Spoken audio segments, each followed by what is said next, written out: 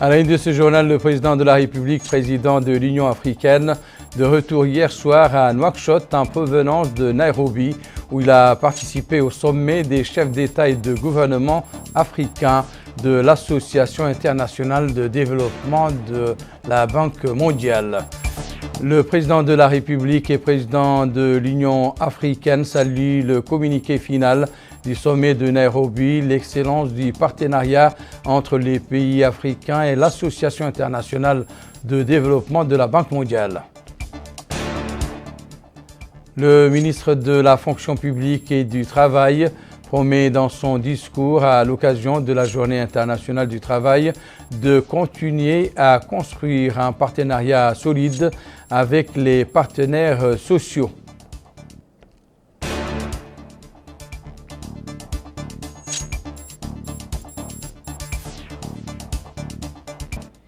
Mesdames, Messieurs, bonsoir et bienvenue à cette édition du journal. À la une de cette édition, le retour hier à Nouakchott du président de la République, président de l'Union africaine, Mohamed Ould Cheikh El Ghazouani, revient de Nairobi, la capitale kenyane, qui a abrité hier le sommet des chefs d'État et de gouvernements africains de l'Association internationale de développement de la Banque mondiale. Le président de la République a été salué à son arrivée à l'aéroport international de Nouakchott, Oumotounsi, par le Premier ministre Mohamed Bilal Messoud, le ministre secrétaire général de la présidence de la République, le ministre conseiller à la présidence de la République, des membres du gouvernement et d'autres personnalités de l'État. Le sommet de Nairobi a été sanctionné par la formation de la coalition pour un nouveau partenariat entre le continent africain et l'Association internationale de développement, une structure issue du sommet de Nairobi. L'occasion pour le président de la République, Mohamed Ould Cheikh El Ghazouani, président en exercice de l'Union africaine, qui a livré le communiqué final du sommet, de saluer l'excellence du partenariat entre les pays africains et l'Association internationale de développement de la Banque mondiale, IDA. Il a, au nom des participants, à remercier les donateurs internationaux et l'IDA, soulignant l'engagement des pays africains à remplir efficacement leurs obligations en vue d'obtenir des résultats positifs dans l'intérêt des peuples du continent. Je vous livre tout de suite l'allocution du président de la République, le président de l'UIA. Voici cette déclaration. Excellences, Mesdames et Messieurs, les chefs d'État et de gouvernement, Excellences, Mesdames et Messieurs, membres des délégations, à la suite de la réunion des chefs d'État et de gouvernement africains des pays signataires en faveur d'une 21e reconstitution ambitieuse des ressources de l'Association internationale de développement IDA 21, nous publierons le communiqué complet intitulé « Communiqué de l'IDA de Nairobi », résumant nos délibérations afin d'éclairer le processus de reconstitution des ressources de l'IDA. Les points saillants de ce communiqué sont les suivants. Point 1. Nous, chefs d'État et de gouvernement africains, nous sommes réunis le 29 avril 2024 à Nairobi, République du Kenya, pour examiner nos priorités de développement et former une alliance continentale en vue d'une utilisation efficace des financements du groupe de la Banque mondiale pour réaliser nos programmes de développement. Nous avons été rejoints par d'autres dirigeants mondiaux, la Commission de l'Union africaine, les communautés économiques régionales, les agences des Nations Unies et les organisations de la société civile. nous avons adressé nos remerciements à son Excellence, Dr William Samoei Ruto, président de la République du Kenya, et au président du groupe de la Banque mondiale, M. Ajay Banga. 2. Nous avons reconnu l'excellent partenariat que nos pays entretiennent avec l'Association internationale de développement, IDA, en fonds de solidarité mondiale essentiel. L'IDA est la principale source de ressources concessionnelles pour 75 pays répartis dans 6 régions, dont plus de la moitié sur le continent africain. Nous exprimons notre profonde gratitude aux donateurs de l'IDA et nous nous engageons de nouveau à jouer pleinement notre rôle pour obtenir des résultats et un impact en matière de développement pour nos populations. 3. Nous nous réunissons à un moment où le continent africain offre de formidables opportunités à nos populations et au monde. Après avoir été durement touchés par la récente polycrise qui a laissé un pays IDA sur 3 plus pauvre qu'il ne l'était à la veille de la pandémie, nos pays rebondissent grâce à nos atouts que sont la population la plus jeune, des villes à croissance rapide, des ressources naturelles abondantes et l'esprit d'entreprise propre à l'Afrique.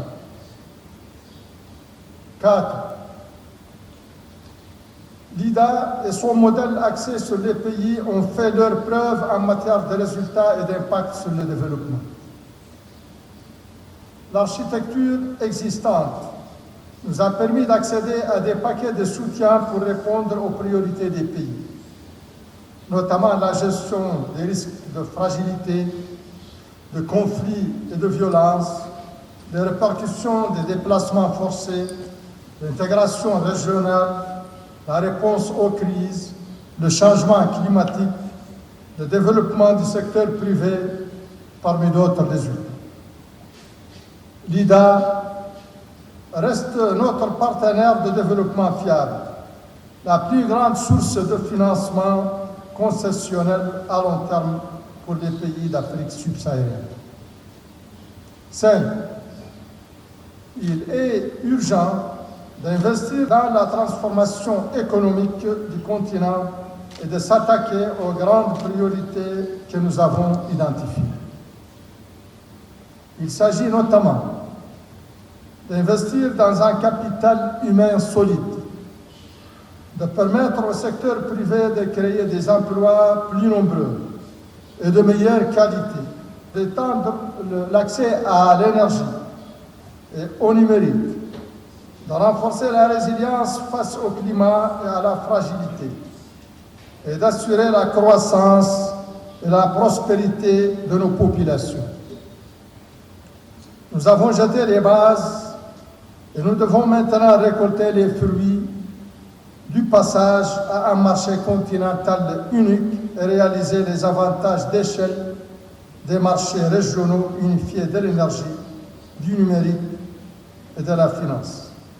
6. Pour réaliser les aspirations de nos populations, nous devons créer un cercle vertueux de connaissances, de politique, d'investissement et d'emploi avec une forte capacité de mise en œuvre pour obtenir des résultats efficaces. Il s'agit d'une entreprise gigantesque qui nécessite des ressources. Et à court et à moyen terme, il faut que le village planétaire continue d'agir de manière solidaire. En tant que dirigeant, il est décourageant de constater l'augmentation constante des besoins en ressources nécessaires pour répondre aux exigences de développement et aux effets négatifs du climat et d'autres chocs mondiaux.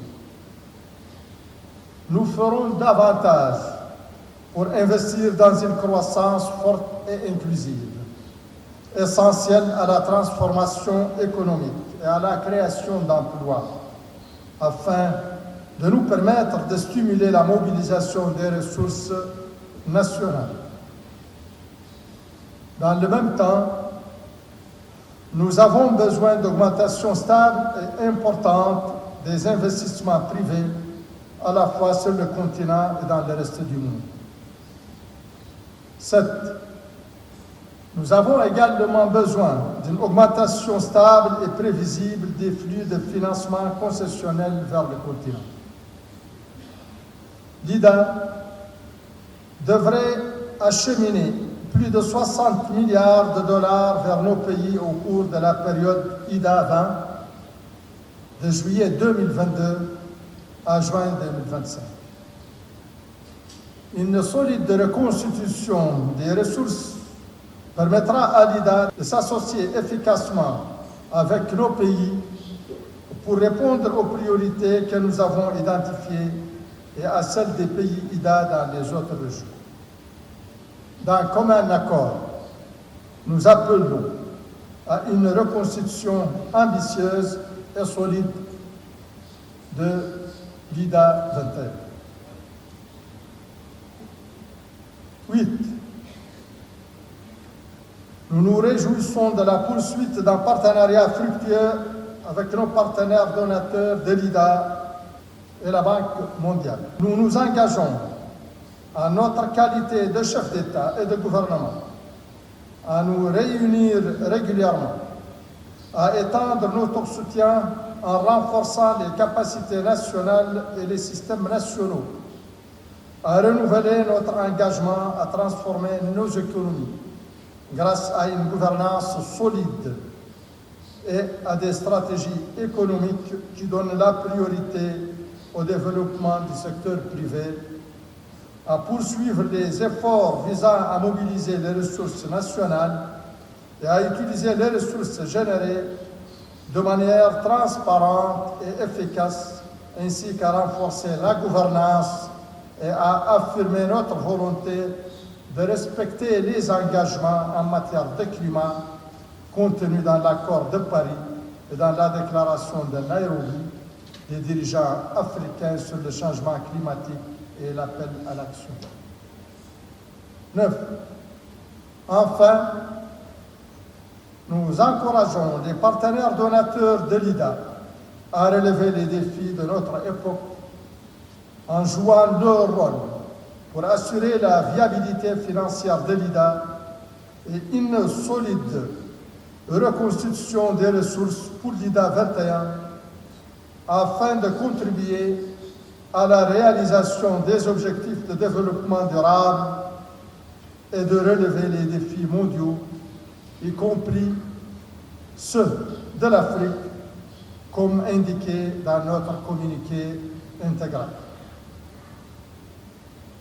Comme je l'ai mentionné au début, nous publierons sous peu le communiqué intégral de l'IDA de Nairobi que les chefs d'État et de gouvernements africains ont adopté en présence de dirigeants mondiaux et de représentants de haut niveau.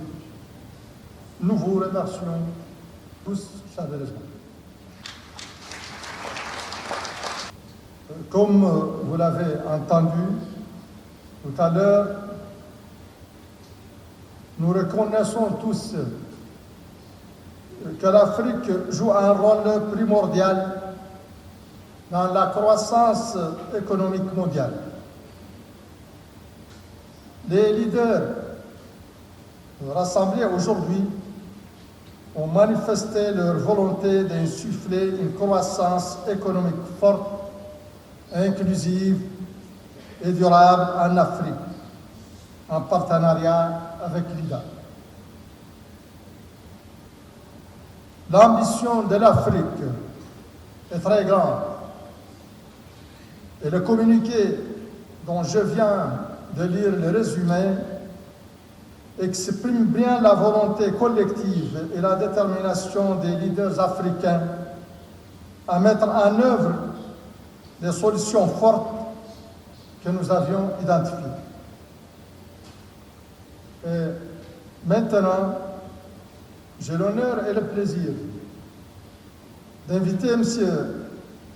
Ajay Banga, président du groupe de la Banque, pour introduire et lancer la grande coalition des leaders, qui comprend des partenaires de la société civile, des fondations, du secteur privé, de la jeunesse, qui tous ont uni leurs efforts pour la mise en place d'une coalition forte pour l'UDA.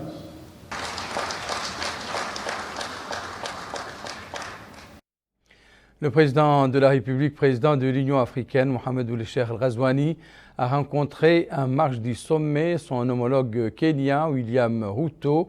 Les deux chefs d'État ont discuté des relations bilatérales et les moyens de les développer davantage, ainsi que d'autres questions sur le plan africain et international.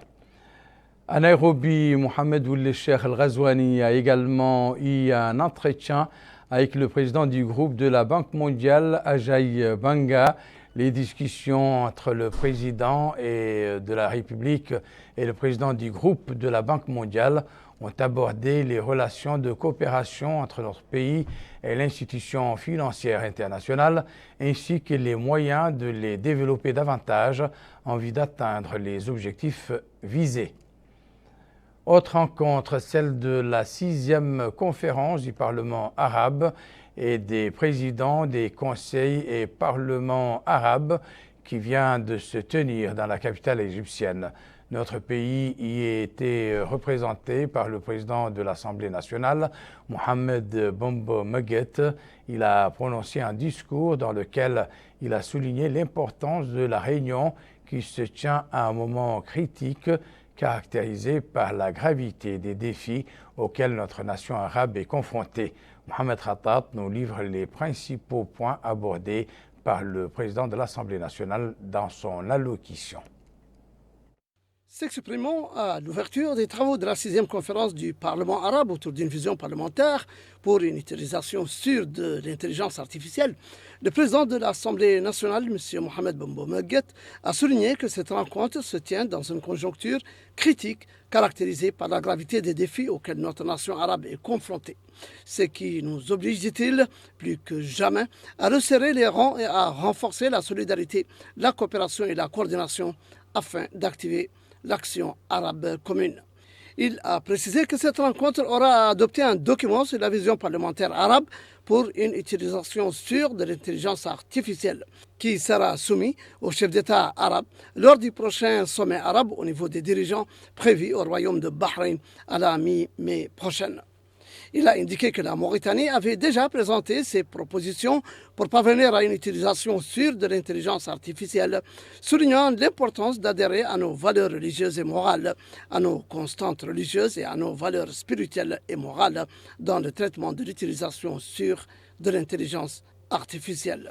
Avant de conclure son intervention, le président de l'Assemblée nationale, M. Mohamed Bombo Meguet, a évoqué la crise difficile que traverse la cause palestinienne, estimant que la tragédie causée par la guerre génocidaire menée actuellement par Israël contre le peuple palestinien frère requiert de notre part à tous, dit-il, une forte position courageuse et ferme pour mettre un terme à l'agression israélienne barbare en imposant un cessez-le-feu immédiat et en apportant des aides humanitaires urgentes et nécessaires aux populations palestiniennes sinistrées, en plus de l'eau, de l'électricité et autres médicaments et abris adéquats.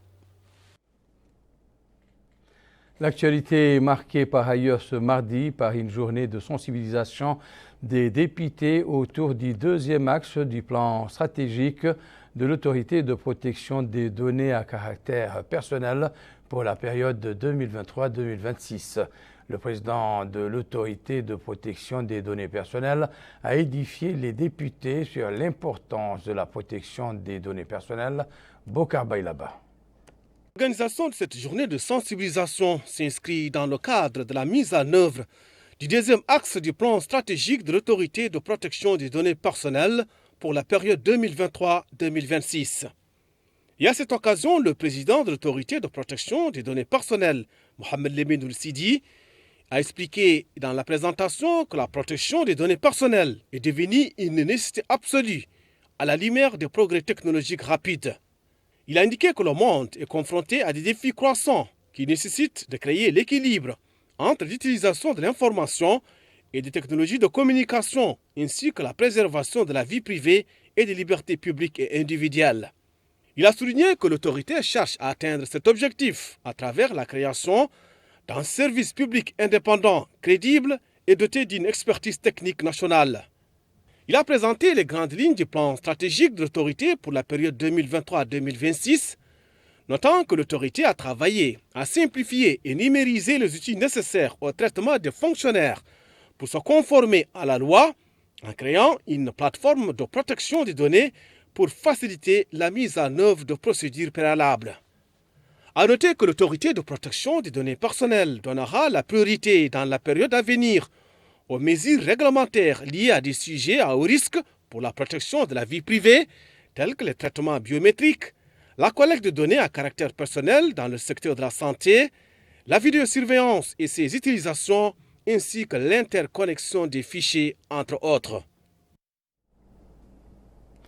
L'autre grand titre de ce journal, le discours prononcé ce soir par le ministre de la Fonction publique et du Travail à la veille de la commémoration de la Fête internationale des travailleurs ce 1er mai, célébrée cette année sous le thème sauvegarde des acquis et des droits et poursuite des réalisations sociales. Sidi Yahya Ould Cheikhna Ould Lemrabad a mis en exergue l'importance accordée par le président de la République, Mohamed Ould Cheikh Al-Ghazouani, au département de la fonction publique et du travail à travers son programme électoral dans lequel il a engagé le gouvernement du Premier ministre Mohamed Bilal Messoud à œuvrer pour une approche de justice, d'équité, de bonne gouvernance, de lutte contre le favoritisme et la corruption sous toutes ses formes et pour le développement des valeurs nobles issues de notre sainte religion. Yed Ali Fall nous livre la tradition intégrale de ce discours.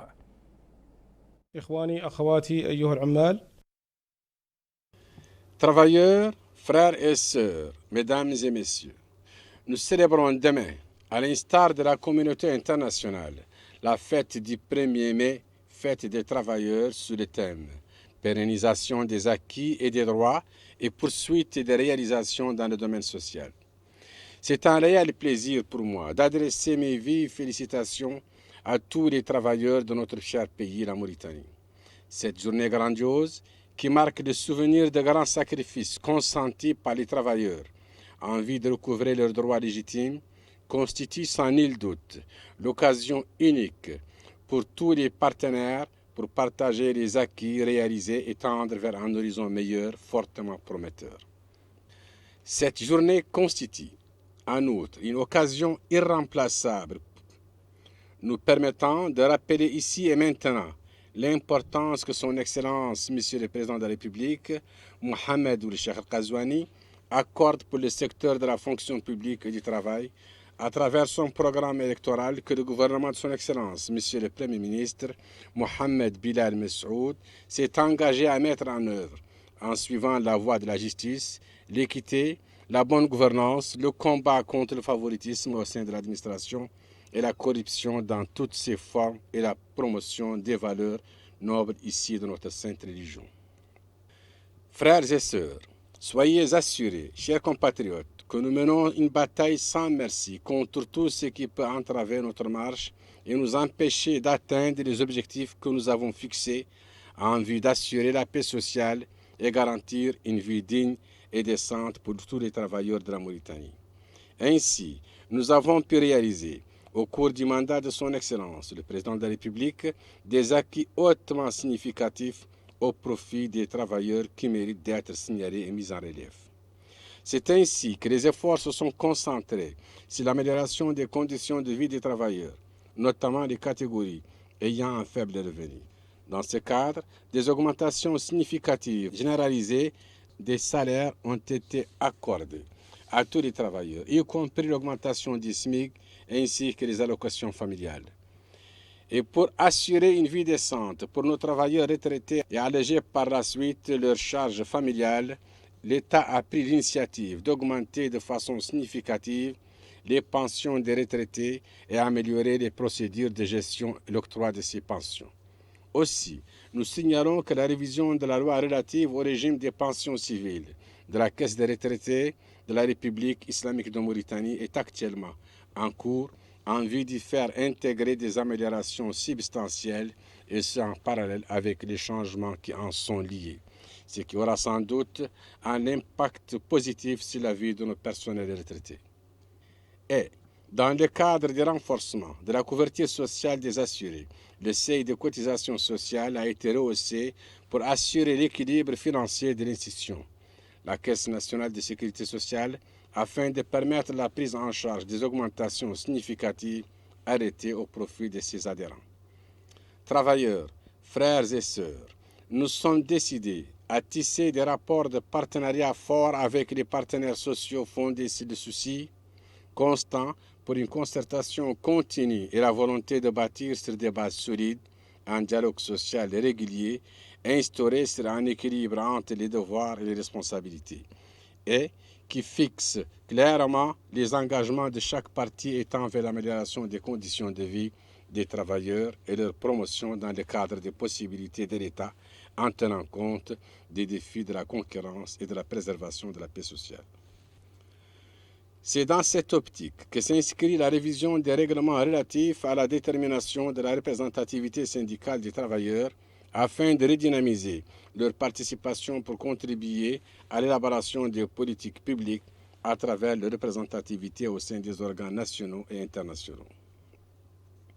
C'est aussi dans ce cadre que s'inscrit la poursuite des efforts pour organiser la main-d'œuvre portuaire à travers le recrutement du personnel suivant les besoins exprimés par nos institutions portuaires de façon officielle et le financement des départs volontaires pour le reste du personnel tout en assurant une pension de vieillesse pour ceux qui ont atteint la limite d'âge légal. En outre, le cadre réglementaire relatif à la santé et à la sécurité au travail a été renforcé ainsi que la promotion des services de l'Office national de la médecine du travail, des capacités logistiques, des ressources humaines et des procédures de travail et l'élargissement de la couverture de contrôle et les soins délivrés par les services ici de cette institution. Mesdames, Messieurs, le gouvernement s'est attelé à bâtir une administration publique capable d'assurer les missions diverses confiées pour la mise en œuvre d'un développement économique et social durable et pour enraciner les principes de justice à travers l'acquisition d'un personnel cadre compétent et lui assurer une formation adéquate et améliorer son expertise ainsi que les cadres réglementaires qui leur sont applicables. C'est dans ce cadre précis que la plus grande opération de recrutement du personnel au sein de la fonction publique fut réalisée au cours du premier mandat du président de la République et qu'un vaste programme de formation continue au profit des fonctionnaires et agents de l'État fut réalisé. Ce programme a comporté depuis février 2021 des centaines de sessions de formation dans diverses spécialités. Dans ce même cadre, au niveau du département de la fonction publique et du travail, une stratégie de rénovation a été élaborée. La mise en œuvre des plans issus de cette stratégie permettra l'atteinte des objectifs escomptés et l'amélioration du rendement et le renforcement de ses capacités institutionnelles. Aussi, la restructuration des services régionaux fut opérée à travers la création des délégations régionales pour couvrir la mission d'inspection des services spécifiques dédiés à la fonction publique, rapprocher et généraliser les services publics en conformité avec la politique de la décentralisation. Aussi, les services techniques s'attellent pour la finalisation de la conception et la mise en production du système intégré de gestion des ressources humaines de l'État pour la maîtrise de la gestion du personnel et sa rationalisation. Travailleurs, frères et sœurs, le gouvernement s'attelle pour assurer l'exécution des programmes qui sont de nature à améliorer les conditions de vie de l'ensemble des citoyens. Ces améliorations vont sans nul doute se répercuter positivement sur vos conditions de travail et de vie. C'est dans ce cadre que le département s'attelle aujourd'hui, avec l'appui du BIT et en concertation avec les partenaires sociaux, à l'élaboration d'un programme national pour la promotion du travail décent, se focalise sur les principes des droits fondamentaux du travail et le renforcement de la protection sociale et la création de pistes d'opportunités de travail à travers l'organisation du secteur informel. J'ai saisi cette occasion pour vous féliciter à l'occasion de la réception du bouclier Prix de l'excellence de l'Organisation arabe du travail, remis en marge de la 50e session tenue à Bagdad. Ce prix récompense nos efforts, louables durant la période où nous avons présidé cette organisation l'an dernier. Chers travailleurs, nous valorisons pleinement vos sacrifices pour contribuer au développement du pays et à l'épanouissement de son économie. Et nous sommes convaincus que c'est grâce à nos efforts tous que nous y arriverons. Félicitations pour votre fête du 1er mai. Vive les travailleurs sur l'ensemble du territoire national. Vive la Mauritanie libre et prospère. Je vous remercie. Bonne fête à tous nos travailleurs et employés. Son collègue de la transformation numérique, de l'innovation et de la modernisation de l'administration, Mohamed Abdallahi Louli, a lui supervisé aujourd'hui à Nouakchott l'ouverture officielle du programme régional d'intégration numérique en Afrique de l'Ouest. Il a expliqué que le projet vise à promouvoir le développement de l'intégration des marchés numériques au niveau régional conformément au programme national de transformation numérique pour la période 2022-2025. Aminata Khan y était pour nous. Lancement du projet régional d'intégration numérique en Afrique de l'Ouest, WARDID, un projet qui résulte de la stratégie de transformation numérique et vise à soutenir les initiatives régionales pour étendre la couverture géographique et accroître l'accès au réseau Internet au débit. Présent à la rencontre, le ministre de la transformation numérique, de l'innovation et de la modernisation de l'administration, Mohamed Abdallahi Louli, a expliqué que le projet vise à renforcer et développer l'intégration des marchés numériques au niveau national conformément à l'agenda de transformation numérique pour la période 2022-2025. Il a indiqué que ce projet lancé aujourd'hui vise également à moderniser l'administration, à améliorer l'inclusion sociale et à renforcer l'innovation pour accroître la compétitivité et l'économie mauritanienne. Il a souligné que le coût global de ce projet fut de la coopération conjointe entre la Banque mondiale et notre pays s'élève à 60 millions de dollars américains, remerciant la Banque mondiale pour son soutien. Lui succédant, le représentant de la Banque mondiale a souligné l'importance des communications en général. Les télécommunications, l'Internet haut débit, les technologies numériques sont des catalyseurs clés pour le développement, favorisant la croissance économique, l'accès à des services essentiels et la création d'opportunités d'emploi. La Mauritanie a avancé dans le déploiement des infrastructures de télécommunications, notamment grâce à des partenariats publics-privés. Elle a établi un accès à un câble sous-marin pour améliorer la résilience et la redondance du réseau, permettant la vente de capacités internationales excédentaires à des pays voisins qui sont enclavés. De plus, un réseau fibre optique de 1710 km a été construit via le projet WARDIP, financé par la Banque mondiale, ce qui a permis de réduire les coûts de communication et de jeter les bases pour le développement de services comme la 4G et des services mobiles haut débit. Il est à noter que notre pays et ses partenaires au développement continuent d'appuyer le secteur numérique afin de mettre en place un système intégré de modernisation de la gestion à travers l'utilisation du numérique qui constitue un principal levier de développement dans les pays aujourd'hui. On quitte Nouakchott pour Kaïdi où le délégué général de Tazo, Hamoud Mohamed, a supervisé hier soir la pose de la première pierre pour la construction de l'école de Touldé. L'édification de cet établissement scolaire satisfait une vieille réclamation de la population qui aspirait à la création de cette école d'une taille importante en raison de la surpopulation de certaines écoles, récit de Bokar Bailaba. La pierre de cette école dans le quartier de Touldé, qui est le plus grand établissement scolaire que Taazour supervise, a été un moment historique dans la vie de la population. La création de cette école était une doléance en raison de sa nécessité face à la surpopulation de certaines autres écoles de la ville de Kaïdi. Et dans une allocution prononcée à cette occasion, le délégué général à la solidarité nationale et à la lutte contre l'exclusion, Hamoud Mohamed, a déclaré que la pose de la première pierre de cette école est un acquis et une réponse à la demande des habitants de ce quartier et sera la plus grande école de l'intérieur du pays réalisée par Taazour. Il a rappelé que les directives du président de la République, M. Mohamed Cheikh Al-Ghazouani, sont de nature à construire des projets qui touchent la vie des citoyens et Taazour est en train de mettre en œuvre ces instructions, surtout en ce qui concerne les classes vulnérables. Pour les autorités communales de Kaïdi, la réalisation de cet établissement scolaire dans un quartier du chef-lieu du Gorgol est à saluer à sa juste valeur.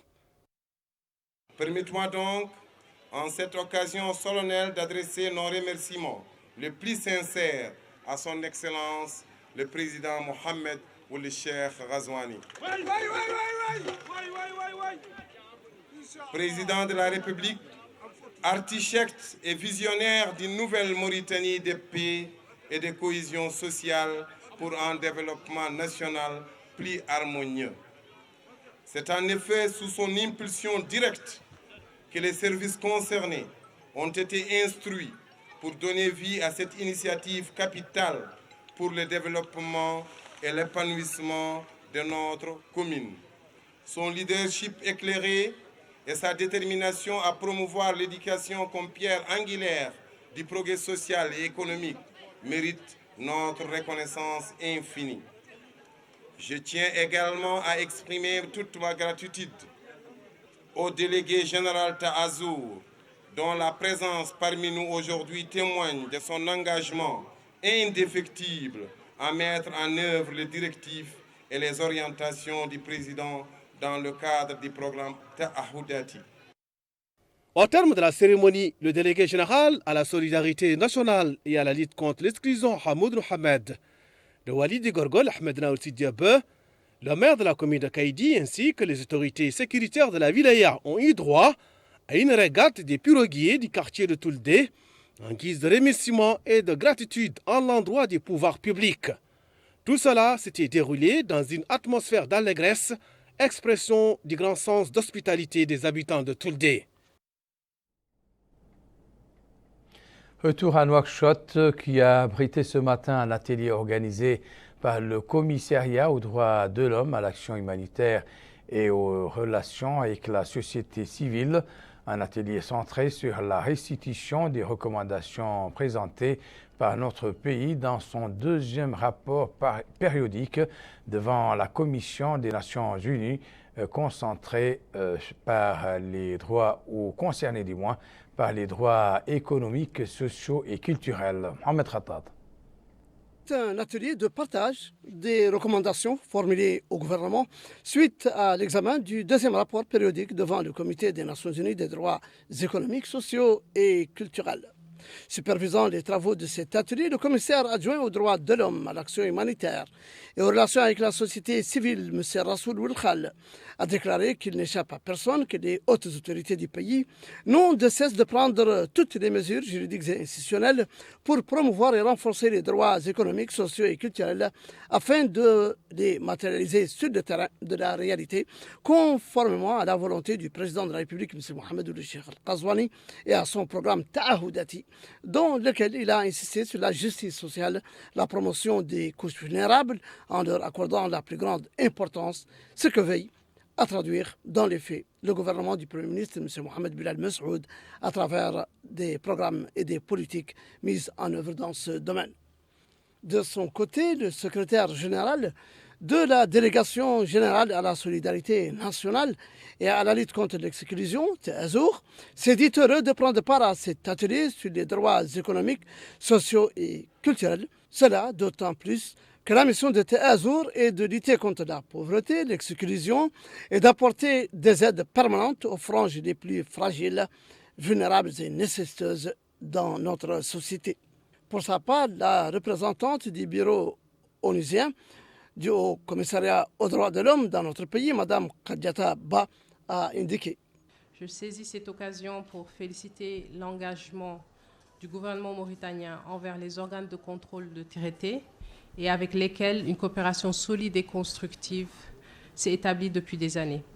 Cette collaboration revêt une importance capitale pour garantir le respect des droits de tous, en particulier des personnes les plus vulnérables de notre société.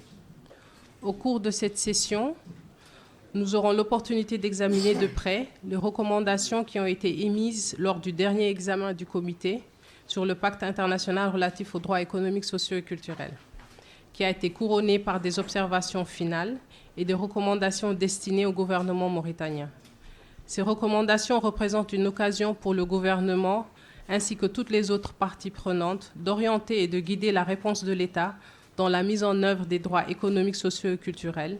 Passé l'échange de discours, les participants ont suivi des présentations et exposés sur le pacte international relatif aux droits économiques, sociaux et culturels et comment connaître ces droits pour en revendiquer leur respect, sachant que le concept de dignité humaine est la base des droits civils, politiques, économiques, sociaux et culturels.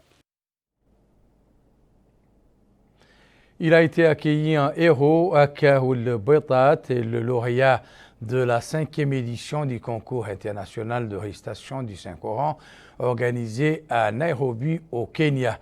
Il est rentré hier soir au pays et c'est le secrétaire général du ministère des Affaires islamiques et de l'enseignement originel, Baytullah Ahmed El-Souad, qui l'a accueilli à l'aéroport international de Nouakchott, en lui rendant un vibrant hommage. Amina Takan. Des dizaines de jeunes sont venus accueillir le gagnant du concours international du Saint-Coran organisé au Kenya et remporté par notre compatriote Kaoul Baitat. Le secrétaire général du ministère des Affaires islamiques et de l'enseignement originel, Baytullah Ahmed El-Souad, était également présent à l'accueil du héros national accompagné d'une forte délégation. Le secrétaire a salué cette victoire, notant que le ministère tenait à le recevoir à l'aéroport pour l'honorer et l'encourager pour les efforts ainsi que son excellente représentation de notre pays à ce concours. Le lauréat Kaoul Baitat a remercié ses parents et son staff d'encadrement ainsi que les Mauritaniens qui étaient présents à son accueil, indiquant que cette victoire démontre l'importance de l'école de la Mahadra. À présent, le rappel des principaux titres de cette édition. Le président de la République, président de l'Union africaine, de retour hier soir à Nouakchott en provenance de Nairobi, où il a participé au sommet des chefs d'État et de gouvernement africains de l'Association internationale de développement de la Banque mondiale. Le président de la République, président de l'Union africaine, salue dans le communiqué final du sommet de Nairobi l'excellence du partenariat entre les pays africains et l'Association internationale de développement de la Banque mondiale. Le ministre de la Fonction publique et du Travail promet dans son discours à l'occasion de la Journée internationale du travail de continuer à construire un partenariat solide avec les partenaires sociaux.